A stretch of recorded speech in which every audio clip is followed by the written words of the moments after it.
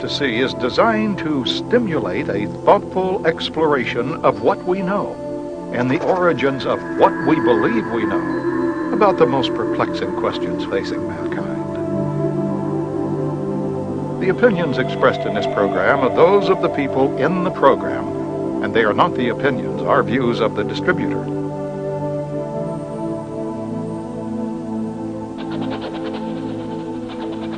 This program is offered in the interest of promoting an open discussion that may lead us to truth.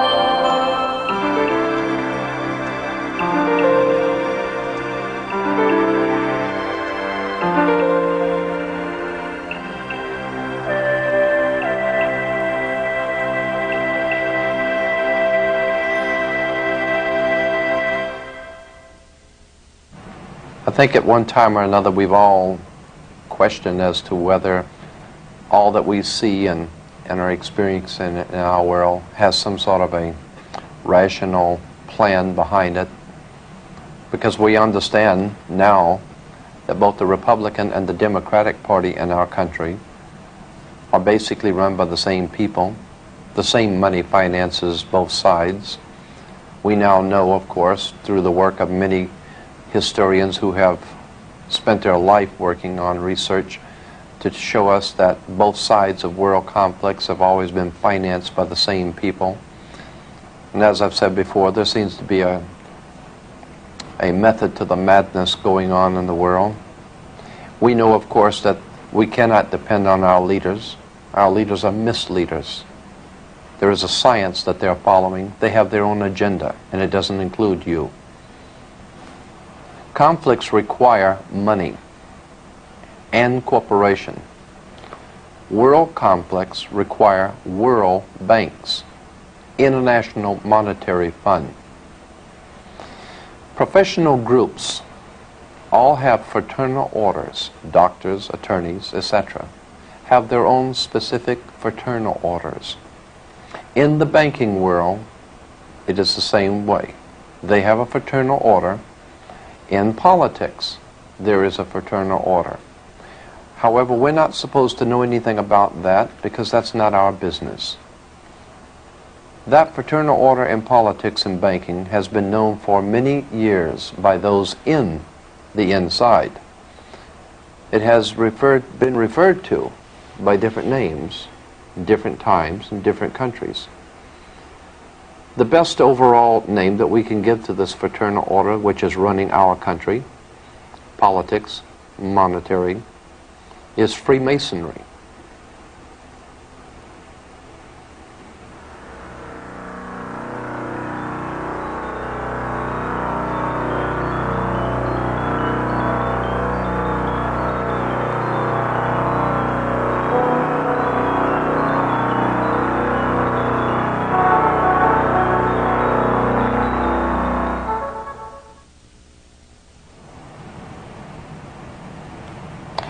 Our country, like so many before us, and like so many after us, was in fact founded by Freemasons. Freemasonry has played a part in almost every government ever founded in this world. It is in operation today throughout the world. We want to establish first that what we're not talking about is Blue Masonry or the Masonic lodges in your hometown. We're not talking about the Freemasons that live across the street from you. We're talking about a worldwide fraternal organization that is powerful enough, old enough, and wise enough to operate behind all governments in the world, behind fraternal institutions, monetary systems in the world, and yes, they are in fact connected. For instance, the idea that our country was founded by so many Freemasons and Rosicrucians, among others, we ask ourselves, why do we fold the American flag in a triangle? And what does the pyramid or the triangle have to do with the American system of government on our dollar bill? If we remember that our Constitution was signed in Philadelphia, Pennsylvania is referred to as the Keystone State. The reason why Pennsylvania is the Keystone State, because the Freemasons that founded this country were members of the Scottish Rite, and in that Scottish Rite there is the Royal Arch degree. The Royal Arch degree, and of course the Royal Arch, if you do not know, was originally because of the sun coming over the horizon in the morning made the Royal Arch.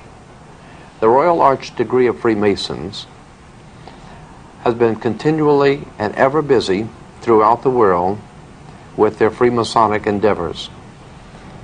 The United States, as I said, founded in its Constitution in Philadelphia, Pennsylvania becoming the keystone of a Royal Arch. There is much concerning this material that we need to look at. Who are the Freemasons? Why are there emblems and symbols throughout the world on flags and emblems and symbols throughout the world on all sides of conflicts? We might ask ourselves about the Red Cross. The International Red Cross is a Masonic organization. They always, in every conflict, are able to go behind enemy lines. Why is the Red Cross, the International Red Cross, able to go behind enemy lines in wartime and conflict? There's a reason. The International Red Cross out of London, connected with the American Red Cross, comes from the Red Cross of St. George, the cross on the British flag, the Red Cross. That also is a Masonic institution.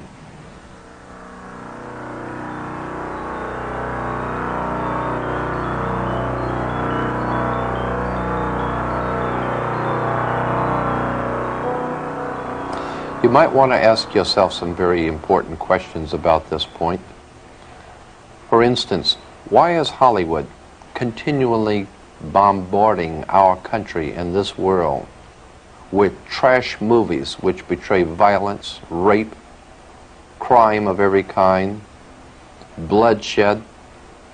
Why does Hollywood continue to pump out motion pictures depicting murder and violence and bloodshed, then turning around and saying that movies and tapes don't have any influence on young people's minds or on people's minds, when the obvious is true, that all tapes and movies influence people's minds? Ask yourself why. What is the purpose for portraying so much violence and horror and gory bloodshed in motion pictures? There's a reason for it. You better think about it. Ask yourself also about the biological warfare going on in the world today. AIDS coming from out of nowhere into the homosexual community. What are homosexuals doing today that they didn't do 6,000 years ago? And why is it we all of a sudden in 1980s have AIDS? Is there any connection between AIDS and the Legionnaire's disease and biological experimentation going on with the CIA, the USIA, the NSA, and all the other government agencies that you don't know anything about? Is it possible that there could be some sort of a biological experiments going on, some of them going awry, some of them purposely allowed to go awry to see how far they will go? Is there any kind of a rhyme or reason for the things that are happening today? Keep in mind, too, that what your government pays for, it gets. If you are paid to do something for the government, they will extract from you exactly what they have paid for. When we understand that, Then we look at universities and schools, government-financed institutions of education, and see the kind of students and the kind of education that's being turned out by these government-financed schools. Logic will tell you that if what is being turned out in those schools was not in accord with what the state and the federal government wanted, then it would change it. The bottom line is that the government is getting what they have ordered. They're getting what they have paid for. They do not want your children to be educated. They do not want you to think too much. That is why our country and our world has become so proliferated with entertainments, mass media, game shows, television shows, amusement parks, drugs, alcohol, and every kind of entertainment to keep the human mind entertained, so that you don't get in the way of important people by doing too much thinking. You had better wake up and understand that there are people who are guiding your life and you don't even know it. And all American citizens, I think, have suspected something like this is going on. But we're all too busy trying to stay alive and live our lives. And after all, what can one person do about it? One person can do nothing, but a nation educated can do much. Why does Hollywood make motion pictures like Death Wish and Dirty Harry, always showing how regular citizens are misused and abused and tricked and deceived by their government, and then one lone guy has to stand up for what's right because the whole system is corrupt? Why do you think they make movies like that? Is there a message in that? I'll tell you why. It's very simple.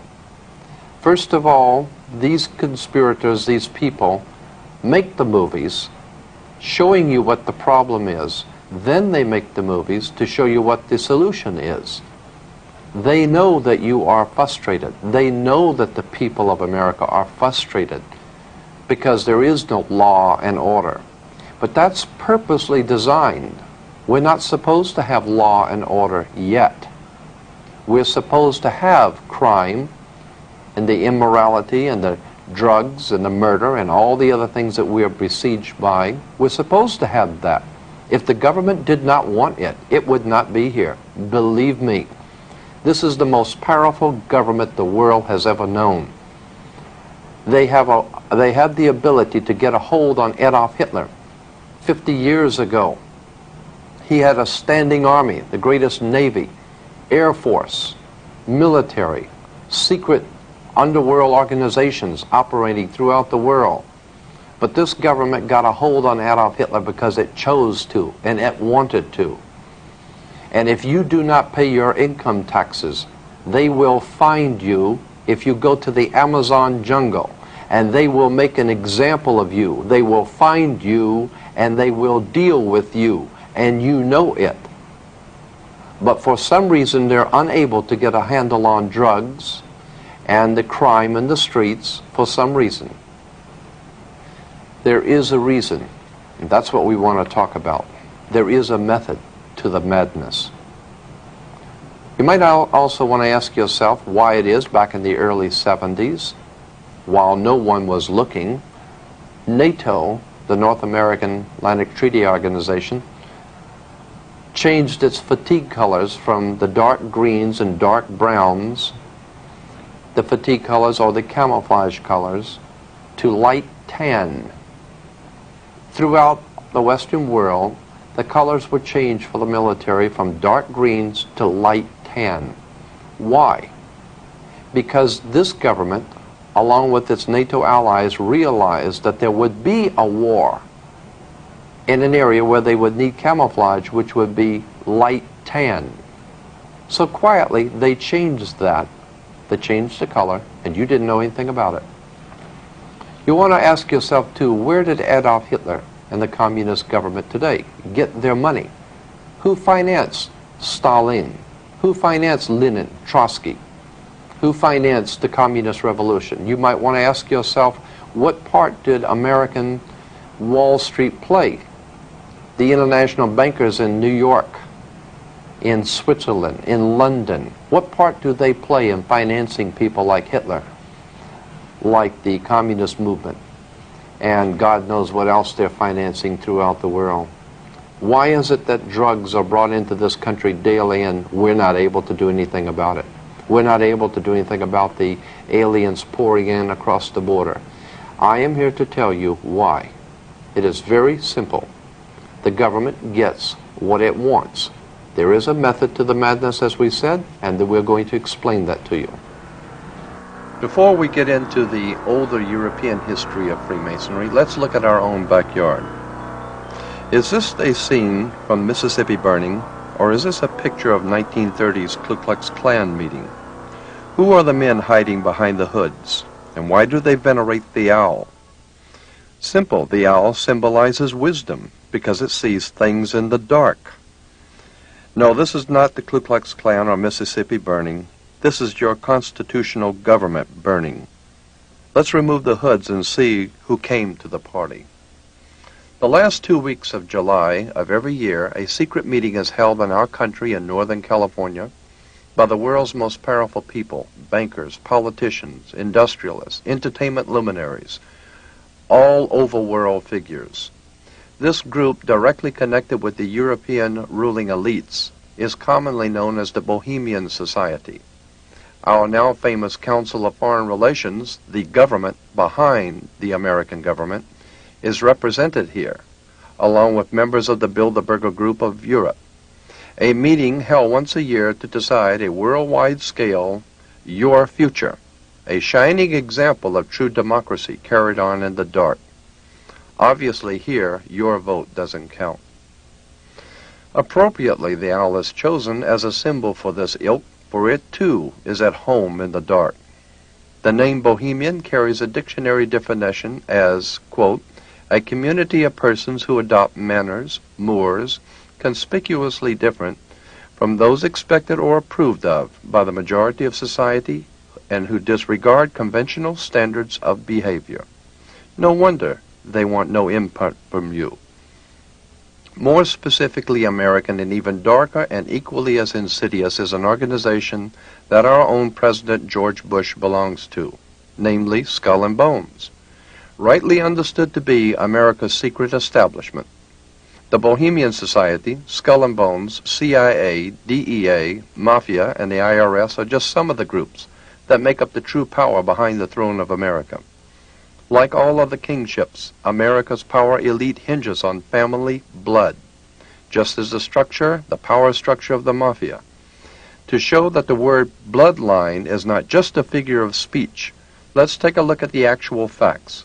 Carefully outlined here are the actual lineages of American presidents and their bloodline connected to European aristocracies of power. Starting from Edward II and III of England, 28 out of our 42 presidents were connected by blood, including President Bush and Vice President Quayle, who are also in fact related to each other. Most of the 14 not connected by blood were connected by fraternal orders used by the bloodlines, with only a few exceptions, notably in disruption, the Kennedys, seeking to disrupt this dynasty of power in America.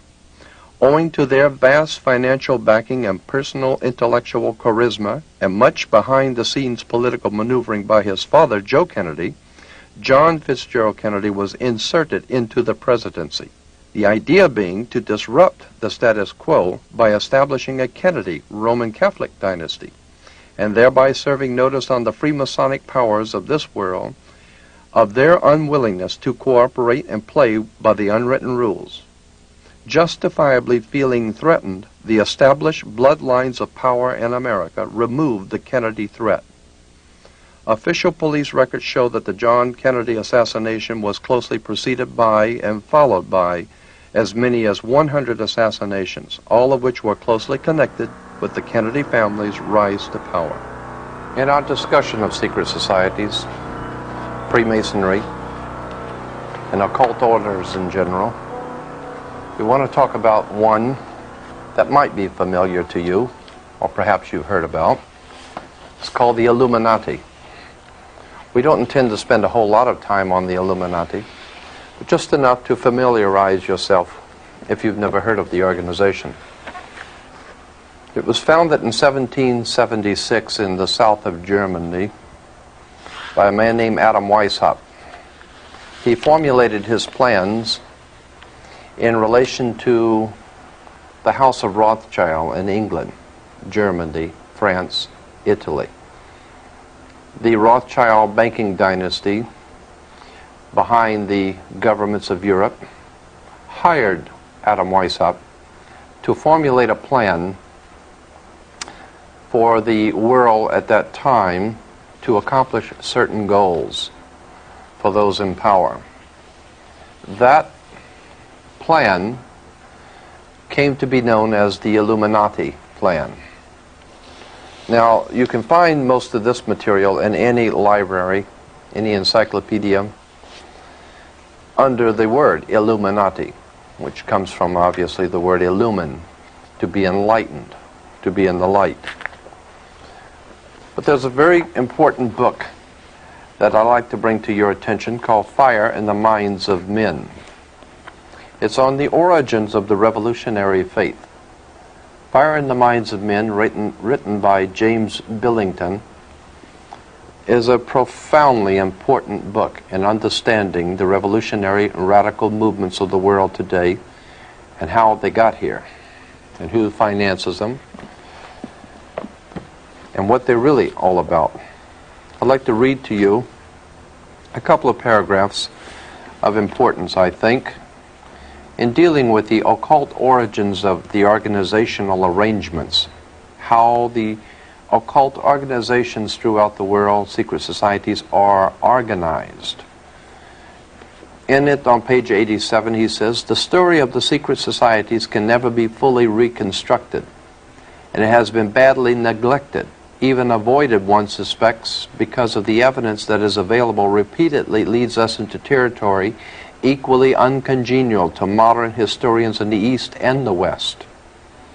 In what follows, I shall attempt to show that the modern revolutionary tradition as it came to be internationalized under Napoleon, the Restoration, grew out of occult Freemasonry, that the early organizational ideas originated more from Pythagorean mysticism than from practical experience, and that the real innovators were not so much the political activists as literary intellectuals, on whom German Romantic thought in general and the Bavarian Illuminati in particular exerted great influence." Here he was talking about the organization of the Bavarian Illuminati. You can't discuss the Illuminati without understanding the Jesuit order of the Catholic Church, because Adam Weishaupt himself, the founder of the Illuminati, was in fact a Jesuit priest. He was not just an ordinary Jesuit priest, though. In Bavaria, he continued to support revolutionary and radical thinking against the church and has given to the world what has come to be known as the revolutionary tradition.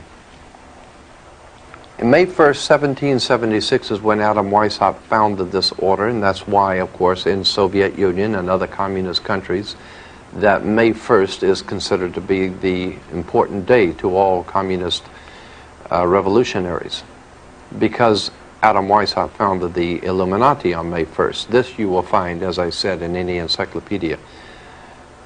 The bait that was laid by Adam Weishaupt for control of peoples was a very old and tried project. It was called democracy, a people's democracy. Adam Weishaupt, like many others before him, understood that democracy has never worked, is not working now, and never will work. Basically because of the reason that people, while they could be and are the power of any government, the people are always the power of a government. And that on the surface, democracy seems to be the best of all possible worlds. Democracy is a very bad form of government because the people can be misled. Because democracy means, it comes from the word demos, meaning mob. A mob in the street is a demos. Demosocracy, ocracy meaning rule. Demosocracy or democracy means mob rule. You might say that true democracy is like 35 whites hanging one black.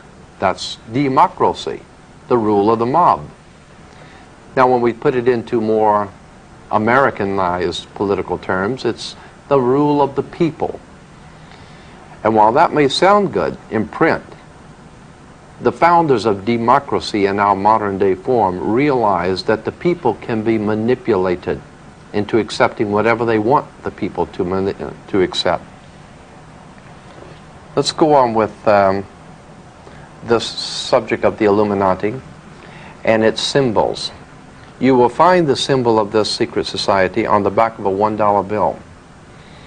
On the back of the dollar bill, on the left-hand side, you will see the pyramid with an all-seeing eye, the eye of Horus, the Egyptian god of light, the Egyptian god, God's son. And you will see beneath the pyramid 1776 spelled out in Roman numerals, and the words Anokopias over the top of the pyramid. Anokopias is translated to mean our enterprise. Anut, our enterprise. Kopias is translated to mean has been crowned with success or is crowned with success. Therefore, Anokopias is our enterprise is now a success.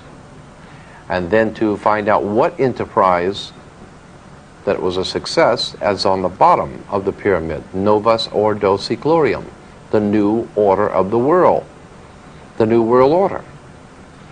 Well, if we remember that Germany was the home of the concept of the new world order, Adolf Hitler, his entire motivation was to establish a new world order. But in order to establish a new world order, you had to destroy the old world order. And that is exactly what Hitler set out to do, destroy all of the old aristocracy, power bases in Europe, and set up a new world order. Which brings me now to the Masonic lodges in south of Germany and their connections with the French Revolution. And there is tremendous amount of information on that subject, and we're not going to go into it today. Suffice it to say that there was a tremendous amount of Freemasonic activity in the French Revolution, in the Mexican Revolution, in the American Revolution, and on all other revolutions going on throughout the world. There are many, many connections between Freemasons in government, Freemasons in banking, Freemasons in fraternal orders, operating and working together. But we don't know that. And while our people are going into, at this time, into the Middle East, we're not aware of the fact that what is going on in the Middle East is a war between secret societies, factions, occult movements that we don't know anything about. Has nothing whatsoever to do with oil, has nothing whatsoever to do with a conflict that America should be concerned with. It has to do with some very old and ancient Freemasonic folklore. I'd like to show to you also from this book, I'd like to read to you from Fire in the Minds of Men in the introduction, something very interesting and very important as we get into the symbols of the Illuminati and symbols of the Freemasonic orders of the world. On page 6 in the introduction it says, European aristocracy transferred its lighted candles from Christian altars to Masonic lodges. The flame of occult alchemists, which have promised to turn dross into gold, reappeared at the center of new circles, seeking to recreate a golden age. Bavarian Illuminati conspiring against Jesuits, French Philadelphians against Napoleons, Italian charcoal burners against Habsburgs. Always two sides.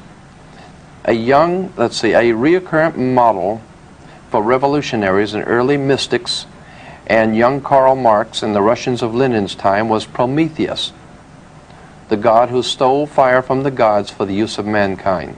The Promethean faith of revolutionaries resembles in many respects the general modern belief that science would lead men out of darkness into light. And here's the point.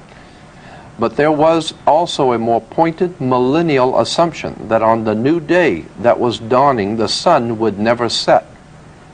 Early during the French Revolution was born, quote, the solar myth of revolution, end quote, suggesting that the sun was rising on a new era in which darkness would vanish forever. This image became implanted at a level of consciousness which simultaneously interpreted something real and produced a new reality. The new reality that they sought was radically secular and stringently simple.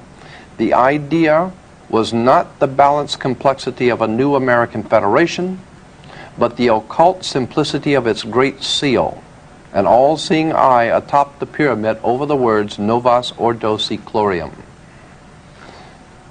The seal that we have on an American dollar bill is an occult seal of an occult society pursuing an occult agenda. We are not aware of that. And that's what we at International Research hope to do for you, is to make you aware of certain things which are going on in our government, in our world today, that you have not up till now been made aware of.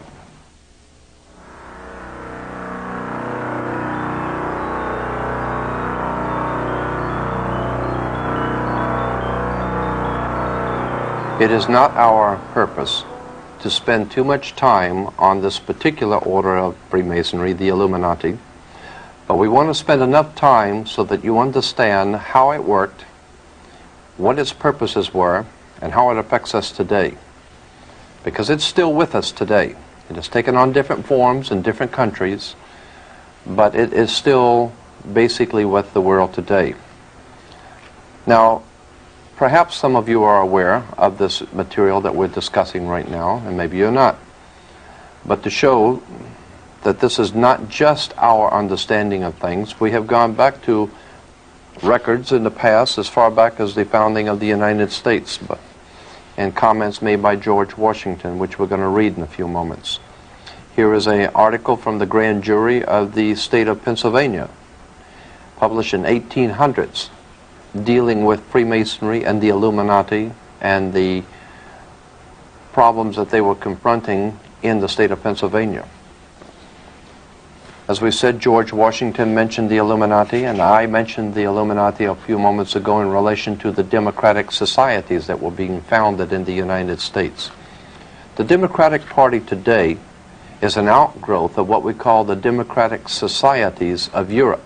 The democratic societies, while on the surface sounds good, but when one looks further into what democracy means and how it actually works, democracy does not seem to work too well. And there's a reason.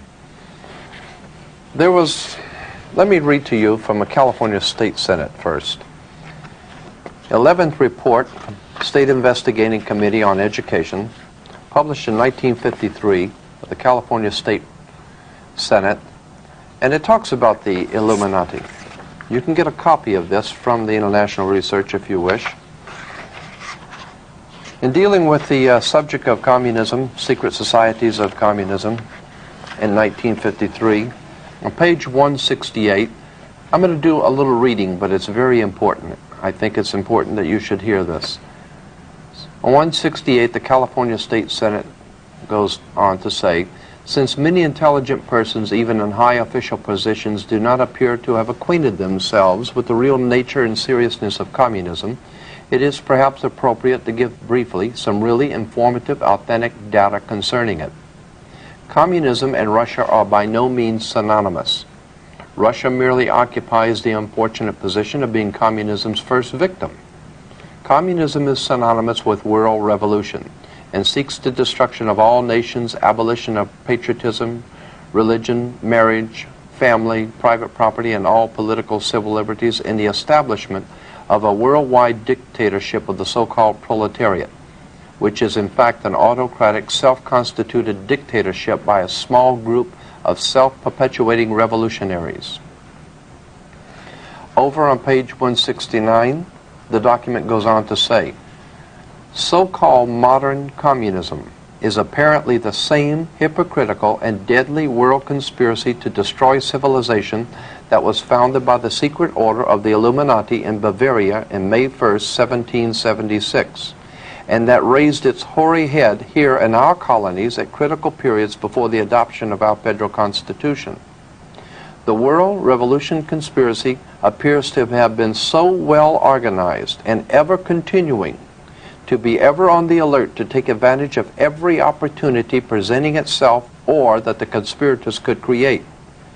It is significant in this connection that as early as 1783, when unsettled conditions and dissatisfaction in some quarters had arisen in the American colonies, subversive anonymous sermons were circulated among the colonial army to incite dissatisfaction and rebellion. George Washington immediately called the army together and in addressing them used this significant language. This is taken from page 86, volume 4 of Marshall's Life on Washington, remembering that this is 1783, George Washington addressing the army. Says this, "My God, what can this writer have in view by recommending such measures? Can he be a friend to the army? Can he be a friend to this country? Rather, is he not an insidious foe, some emissary perhaps from New York?" Then the next paragraph, the California State Senate continues, "It is plain that George Washington believed that the then center of this secret conspiracy, so far as this country was concerned, to be located in the city of New York." We know that there has been some sort of a manipulation of our government, our money, our institutions, and our lives by our government. But what we don't realize is that there is an agenda. There is a method to the madness. We want to look into this secret movements of the world and how they affect us in our private lives. Now, we may not think they affect us on a private level, but they do. They affect your children in school. They affect what your children learn. They affect what you learn from nightly television.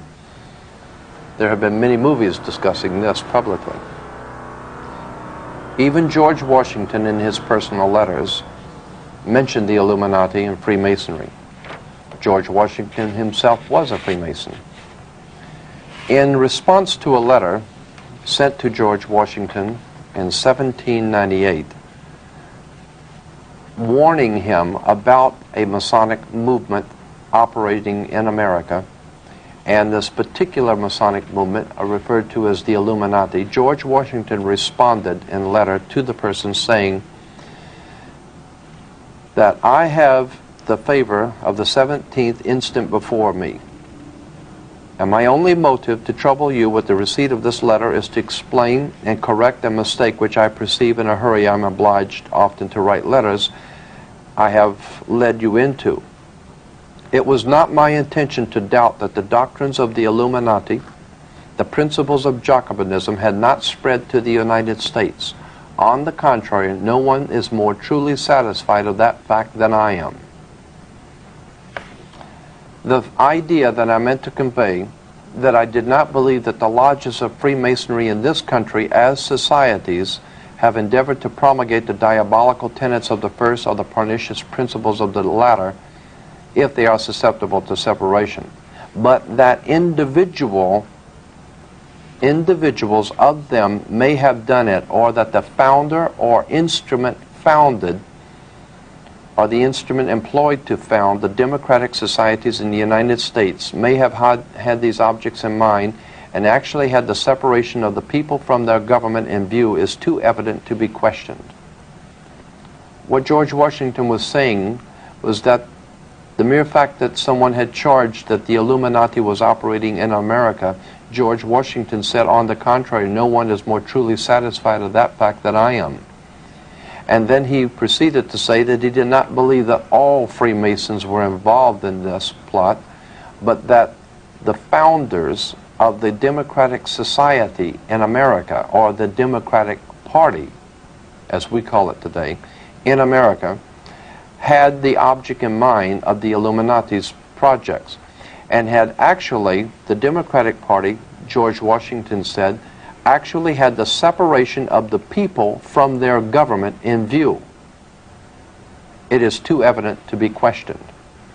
That may explain why today that in a democratic country like America, the people make certain demands on the government and the government doesn't respond.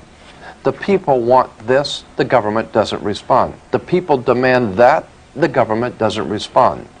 Because the whole concept of the democratic process in America was purposely to divide the people from their government, so that the people could be out here working, taking care of their lives, feeding their children, and sending their politicians to Washington to look out for them. When they got there, they were already members of certain fraternal organizations, and all government was already taken care of, so that the people have nothing to say about anything. And that's the point we're trying to make, that when you send politicians to Washington, D.C., they might just as well stay home, because the rhyme and reason of government has already been decided by secret societies and fraternal orders that you don't know anything about. In our discussion of the Illuminati, we want to also, when talking about the dollar bill and the symbol on the back of the dollar bill, let me read to you from the congressional report published by the Congress of the United States, a congressional report which we will be happy to provide you with if you'd like a copy. Talks about steps toward a British Union, a world state, and international strife.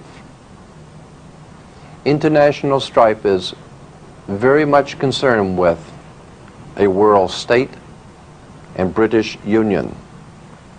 As we brought out before, Britain is referred to as God's kingdom, the United Kingdom. International strife, which is happening throughout the world, is part and parcel of preparing the world for God's United Kingdom. And America is playing its part. That, incidentally, as I think I mentioned before, provides the basis for racism in the world today. God's kingdom, of course, coming through Britain and America. America being ruled from the White House. England being God's chosen to sit on Jehovah's throne for Jesus, provides the world with a convenient racist philosophy. And then we wonder in this country why the rest of the world doesn't seem to care for America a lot. There's a lot that we should know concerning the symbols on the dollar bill. Let me go to this congressional report published back in 1940. It says on page 13, "Let me call your attention to the fact that on the reverse of the Great Seal of the United States, which appears on our dollar bills, you will find the exact symbol of the British Israel World Federation. This symbol is also carried on literature of other organizations promoting a world government and a world religion. At the bottom of the circle surrounding the pyramid, you will find the wording Novus Ordo Seclorum. It was this new order that was advocated by Clinton Roosevelt several hundred years ago, and recently in Philip Drew, and now followed by the executive." We understand that this whole concept of a new world order is a revolutionary idea developed out of occult Freemasonry. I want to go back to the introduction of fire in the minds of men and lay the foundation for something that I think you're going to find very interesting. Again, we want to requote from page 6. In the introduction, it says, "A reoccurrent mythic model for revolutionaries, early romantics, and young Karl Marx, and the Russians of Lenin's time was Prometheus, who stole fire from the gods for the use of mankind. The Promethean faith of revolutionaries resembles in many respects the general modern belief that science would lead men out of darkness into light." It's interesting that in New York City, in Rockefeller Plaza, At the very entrance to Rockefeller Plaza is an enormous statue of Prometheus. How appropriate. And when one understands how the Soviet Communist Party is financed, organized, and directed out of New York, then it will not be any great mystery as to why in front of Rockefeller Plaza we have the god Prometheus. James Billington, in his book Fire in the Minds of Men, explains that that is a symbol for the world revolutionaries.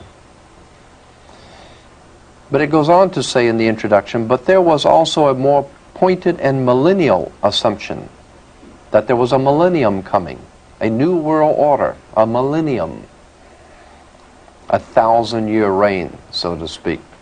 A more pointed millennial assumption that on the new day that was dawning, the sun would never set.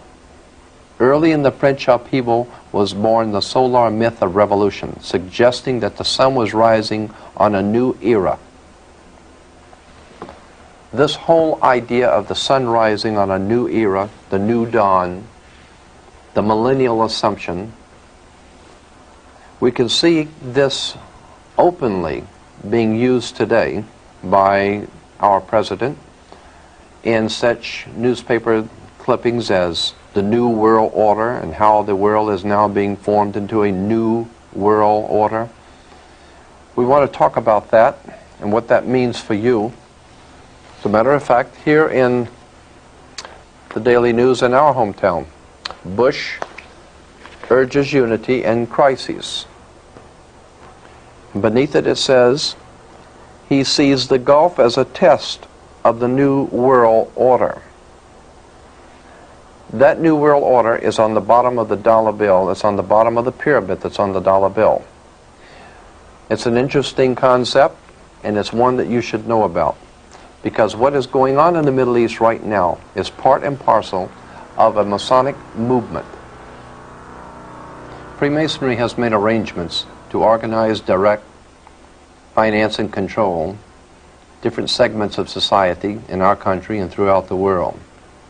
They have realized that in this country, black movements are moving into mainstream America. Therefore, the need arises for black leaders to be able to fall in line, to go along, to get along. And some of the black Freemasons that have been accepted into the order is, for instance, is Jesse Jackson, Andy Young, mayor of Atlanta, Kenneth Gibson, 3-time mayor of the city of Newark, New Jersey, the late Harold Washington, mayor of Chicago, State Senator Julian Bond, Supreme Court Justice Thurgood Marshall, Marion Barry, mayor of District of Columbia. We see that Freemasonry uses all races to accomplish its objectives.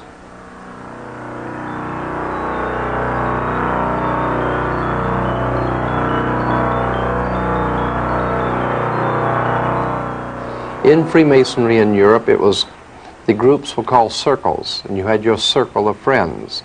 There were 5 circles of friends, America being one of them, Italy, France, Germany, England, and America, the 5 circles of friends. They were called in the European Freemasonry the Olympiads, so that today the Olympiad organization symbol is 5 circles, the 5 Masonic circles of friends. Of course, the Audi has only 4 circles because America's not included in that project. The circles were, of course, the circle of friends in the Masonic League. The other symbols in Freemasonry, the torch, of course, the Olympic torch is the torch of Prometheus, the god who stole fire for the service of man. And as we said in New York, in front of Rockefeller Plaza, you'll see the statue of Prometheus. In his hand is a flame, the torch, the fire of revolution. The dime, of course, on the Mercury head dime, in the back of the dime, you'll find the torch of illumination. It's still there today. The modern American dime has the torch of illumination. The Statue of Liberty has the torch. Of course, in all universities and colleges, we find in their symbols and emblems of universities have torches, standing for illumination of the Illuminati. As a matter of fact, when you are graduate from a university, you become an alumni, which is taken from, obviously, Illumini, Illuminati. You become an Illuminati. You become illuminated when you go to a university. Let's see, the torch is also used in Amoco oil, the B'nai Brit, Crises magazine for blacks. It is found many, many places. Chevrolet, just this year, in its Saturn division of General Motors, is putting out its aluminum car, not aluminum, but Illumin car from the Illuminati. Of course, when you go to college and university, or even graduate from high school, you come out with as we said, a black robe, which is black for Saturn, the god of Hebrews, and the square mortarboard. The square mortarboard is, of course, Freemasons use mortarboards for their plaster. So that's why you wear a square mortarboard when you become an alumni. It all has to do with Freemasonry. It all has to do with the control of education in this country, the control of our religious thinking, our minds, our government, our money, our lives.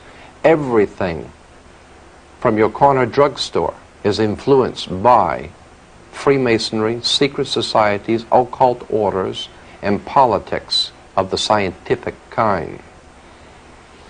Our founding fathers would probably turn over in their grave if they saw what happened to us and how we've been deflected from our purpose and our mission in the world to become nothing but pawns in a game. Even the Liberty Bell, the symbol of liberty, an equal Liberty Bell, identical with the same crack, is found in Moscow. It's a very famous Liberty Bell of Moscow with the same crack. It becomes known as a symbol, the symbol of the Brotherhood of the Bell. Bel being B-E-L, the ancient god in the Mesopotamian Valley, being the one that we call Beelzebub or Belteshazzar or Yahweh. There are too many symbols, too many things going on in our world that we're just not aware of in this busy time in which we live, that it's time that we took time to look around us, see the emblems of power, see the emblems and seals of our government.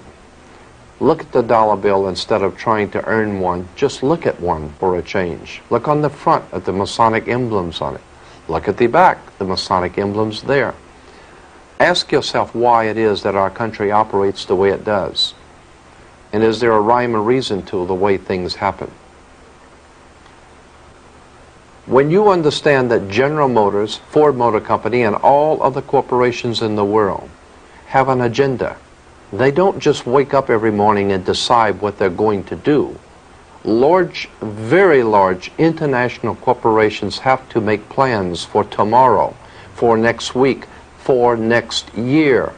When you have hundreds of thousands of people on a payroll, you can't afford to wait till the last minute to decide what you're going to do. The ship of state is far too large to turn around just overnight. It's like a giant ocean liner. The ship of state is a very large vessel. You have to make plans for it. You have to direct the people. You have to concentrate your power. You have to concentrate the people's attention on certain things in order to get them to go in the direction that you want them to. We are a very large and powerful people in America. So our masters have to direct our thinking for us and prepare us in advance for their plans, for their hidden agendas. And of course, like docile sheep, we just go along to get along because we don't know any more about it than what we see on television. There's about time that we look into this world that we live in and examine who we are, why we're doing what we're doing, and where we're going. That's the purpose for what we're trying to do. As we said before, we're not trying to explain in detail everything because we can't. But we're trying to make you aware that there is an enormous world of material out there that you should be concerned with and know about, and it's our purpose to provide you with that material. You will find that the many things that we have collected on the secret societies, our government, governments of the world, Freemasonry, are just fascinating. When we remember that Abraham Lincoln was the first president to break all diplomatic ties with the Vatican in the 1860s, diplomatic ties continued broken with the United States until the coming of President Ronald Reagan. He reestablished full diplomatic ties with the Vatican, the first president since Lincoln to do so. His next official act was to travel to Europe at least 3 times to meet in private with the Pope. We were not told what was discussed. Later, the Pope is a host to other summit meetings. And then, of course, Ronald Reagan leaves the United States to go to Europe to visit the war dead, we are told, and he ends up at Pittsburgh Cemetery, the burial spot for the Nazi SS officers. We have to wonder what was going on. Did Ronald Reagan not know that he was going to a Nazi burial spot? Well, of course he did. He's not a fool. And there are no such a thing as mistakes made by presidents. That is a cover-up. When we see things happening on the world scene and we say, well, the president made a mistake and the government made a mistake, you have to know that in a government the size of the one that governs the United States, they don't make mistakes. They're well-calculated moves. They know what they're doing. They have an agenda. They have an idea, a purpose. So they don't make mistakes. Ronald Reagan's going to Pittsburgh was purposely done.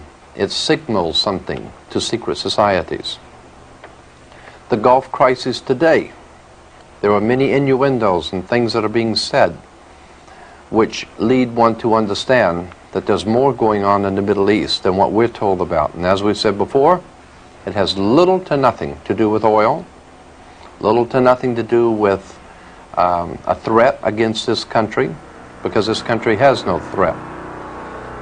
We have some interesting titles, some very interesting books showing Freemasonry, the Order of Malta with the Pope,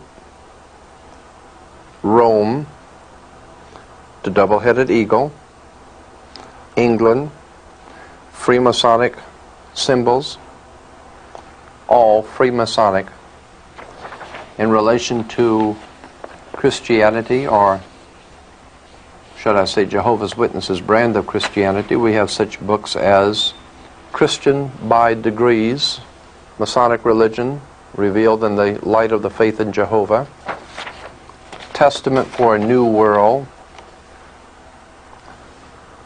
given to us being the 7 books containing essential spiritual wisdom, given to us by the Knights Templars. The table of contents reveals the Book of Jehovah and the Book of Jehovah's Kingdom on Earth, Jehovah's Kingdom on Earth with the Knights Templar emblem. We see that Jehovah's Kingdom on Earth is nothing more than a Masonic kingdom, like the British United Kingdom. Jehovah's Witnesses, along with the Mormon Friends, Seventh-day Adventists, and as we said, all the other York Rite Masonic cults in America are spreading.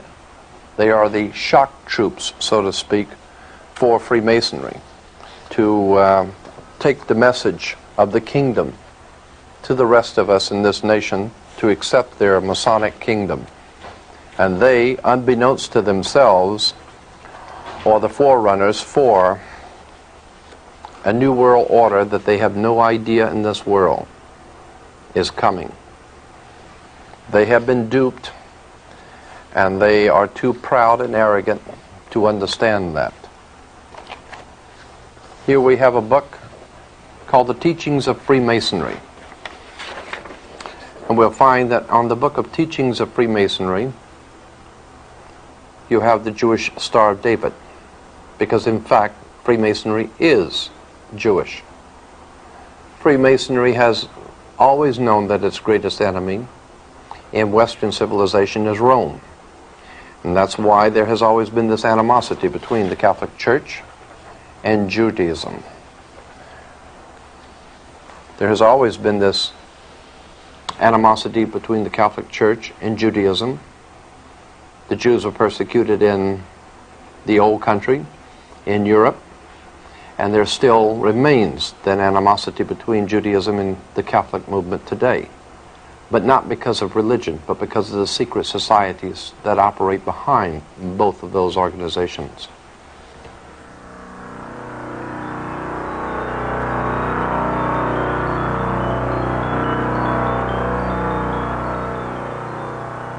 You might be interested to know also that the Pope's headdress, the papal headdress, goes back to an ancient Jewish headdress.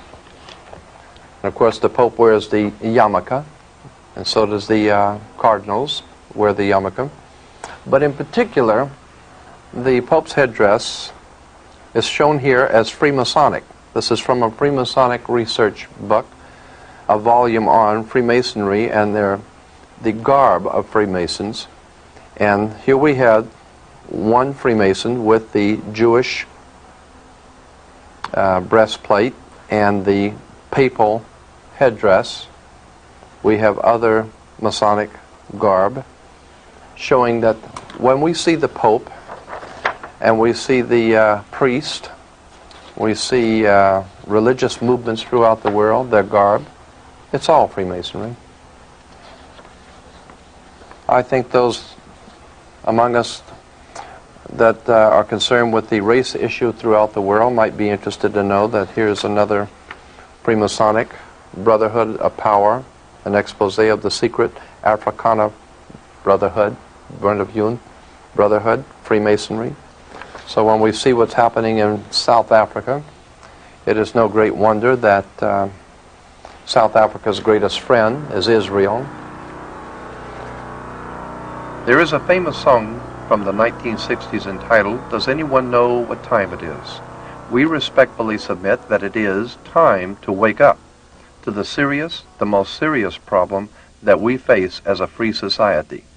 Speaking of time, the new edition of the magazine tells us that it's high time, like the owl, to see things that have been kept in the dark. This will not be difficult because the truth has been hiding in plain view all along. In the Congress resides the American symbols of power, known in the dictionary as the fasci. The fasci itself is nothing more than an ancient symbol of an ancient priesthood from an ancient world. The axe, which explains why in the Second World War the powers of Hitler were called the Axis powers. The fasci was used by the priesthood of the axe in the ancient world, and by Adolf Hitler, by General Franco, Mussolini, and many other underworld fascist movements and mafia-style organizations, commonly understood to be called the Untouchables. As I said at the beginning, and as even Time magazine has obviously had to admit, our leaders are the best that money can buy. They've sold you out to a hidden agenda a long time ago. Now you have just seen the faint outline.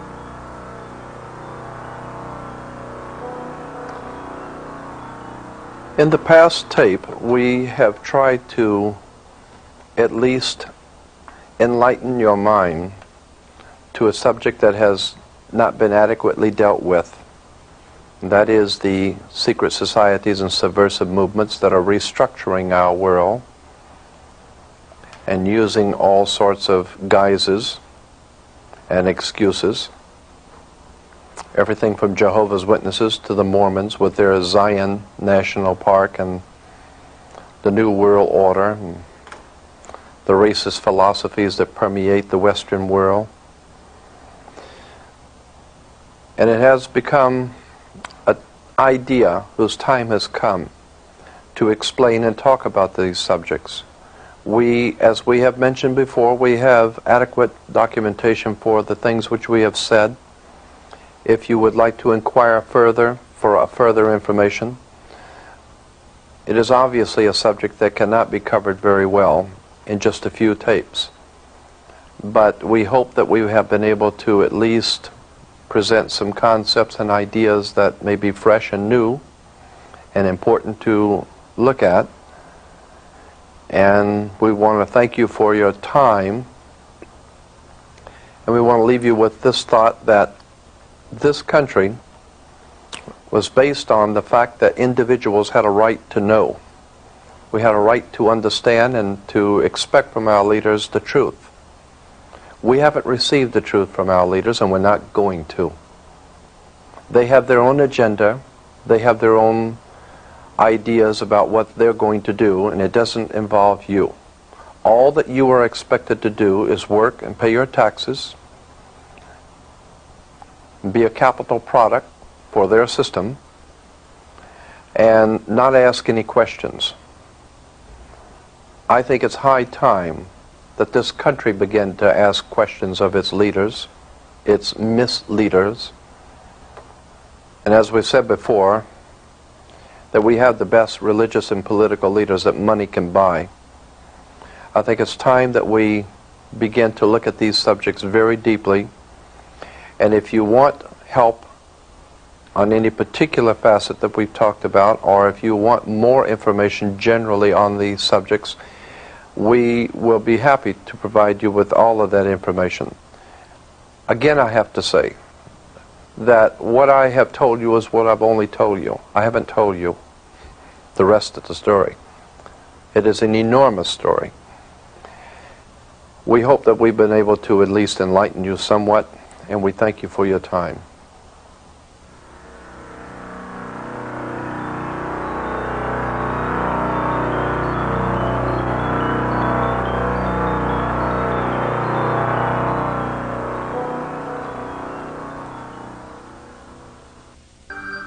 And now you can order this and many other fine tapes on the internet at www.lightworksav.com. That's lightworksav.com, as in Lightworks Audio and Video.